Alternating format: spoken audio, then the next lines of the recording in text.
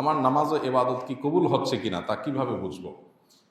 নামাজ এবং ইবাদত এগুলো কবুল হচ্ছে কি হচ্ছে না, এ বিষয়ে নিশ্চিত হওয়ার কোনো উপায় নাই যে আমি 100% গ্যারান্টি দিয়ে বলতে পারবো হ্যাঁ কবুল হয়ে গেছে।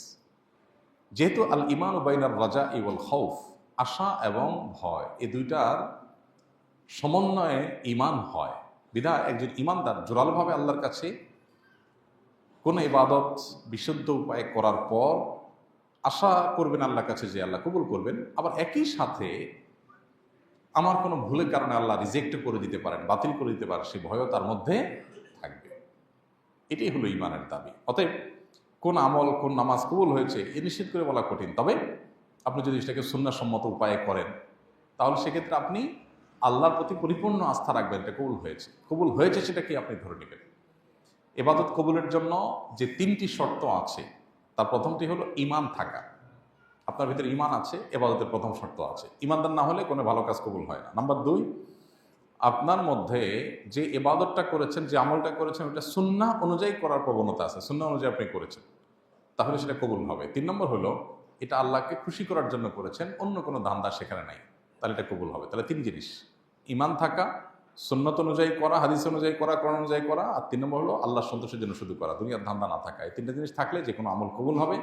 এই 3টা জিনিসকে আপনি ঠিক রাখতে পেরেছেন তাহলে আপনি ধরে নেবেন যে আল্লাহর কাছে এটা কবুল হয়েছে। এরপরও আল্লাহ তাআলা রিজেক্ট চাইলে করতে পারেন, সেটা আল্লাহর বিষয়, কিন্তু যাতে আল্লাহ তাআলা বাতিল না করেন সেজন্যই তো আমরা দোয়া করবো, রব্বানা তাকাব্বাল মিন্না, আল্লাহ আমাদের পক্ষ থেকে আমল কবুল করে নেন, এই জন্যই তো দোয়া করবো ইনশাআল্লাহ।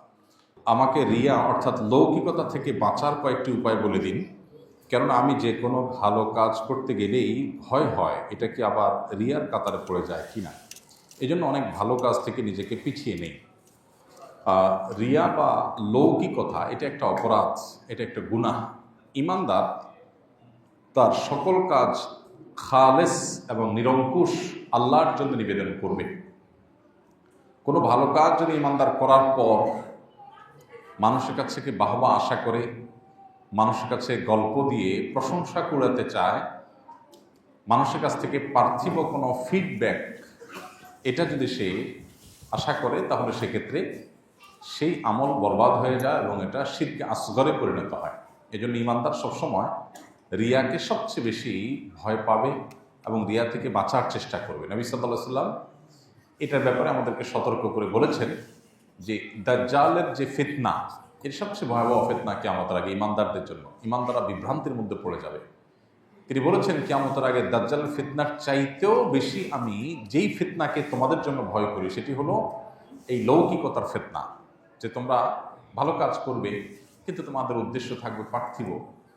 হয়তো উদ্দেশ্য পরিপূর্ণ ভেজাল থাকবে না, আল্লাহকে সন্তুষ্ট করার উদ্দেশ্যে করছো, কিন্তু সেখানে মানুষ দেখুক, মানুষ বাহবা দেখ, লাইক কমেন্ট করুক, মানুষের কাছে তুমি ভালো হও, এরকম মানসিকতা যখন চলে আসবে তখন পুরোটাই বরবাদ হবে। আল্লাহ সুবহানাহু ওয়া তাআলা গায়ুব, আল্লাহ তাআলা তার পবিত্র সত্তা অনেক বেশি আত্মমর্যাদা সম্পন্ন, যার কারণে কোনো আমল যদি কেউ আল্লাহকে খুশি করার জন্য করে আবার পাশাপাশি দুনিয়ারও কিছু আশা করে, আল্লাহ তাআলা সে আমল গ্রহণ করে না। আল্লাহ বলেন তুমি দুনিয়ার যেটা আশা করেছ সেটার জন্যই করো, আমার জন্য পিওরটা ছাড়া আমি গ্রহণ করি না, যেটা শুধু আল্লাহর জন্য হবে, অন্য কোনো ধান্দা উদ্দেশ্য কিছু থাকবে না, নাম যশ খ্যাতি, সেটা আল্লাহ গ্রহণ করে। তো এখন এই রিয়া বা লৌকিকতা এটা যেহেতু আমলকে নষ্ট করে দেয় এবং আল্লাহ সুবহানাহু ওয়া তাআলা আমাদেরকে বারবার সতর্ক করেছেন বিভিন্নভাবে যেন আমরা লৌকিকতা থেকে বেঁচে থাকি। এখন প্রশ্ন হলো বাঁচবো কীভাবে? উত্তর হলো লৌকিকতা বা রিয়ার ভয়াবহতা জানতে হবে।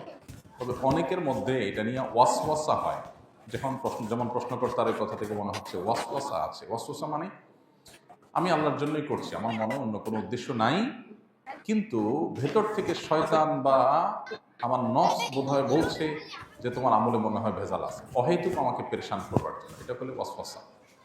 এই ওয়াসওয়াসা এটাকে কোনো ভাবে পাত্তা দেওয়া যাবে না। এটার ঔষধ হলো ইগনোর করা, যে আমি বাহ্যিক দৃষ্টিকোণ থেকে আল্লাহ ছাড়া, আল্লাহ সন্তোষী ছাড়া কোনো উদ্দেশ্যে এটা কাজ করছি না, বিধায় এখন আমার মনে লৌকিকতা নাই নিশ্চিত। কেউ দেখে ফেললে আমার ভালো লাগা কাজ করলো, আমি নিজে চাই নাই, আশা করি নাই, সেটা দোষের না, সেটা আমার হাতেও না। যার কারণে কঠিন করা যাবে না এত বেশি যেটা শরিয়ার সীমানাকে ছাড়িয়ে যায়, সেটা হবে বাড়াবাড়ি। আমি আল্লাহর সন্তোষের জন্য করছি, অন্য কোনো ধান্দা আমার নাই, যদি থাকেও আমি আল্লাহর কাছে ইস্তিগফার করে নিলাম, শেষ। এরপরে মনের ভিতরে যদি ওয়াসওয়াসা আসে, খুঁতখুঁতে ভাব আসে, সেটাকে কোনো পাত্তা দেওয়া যাবে না।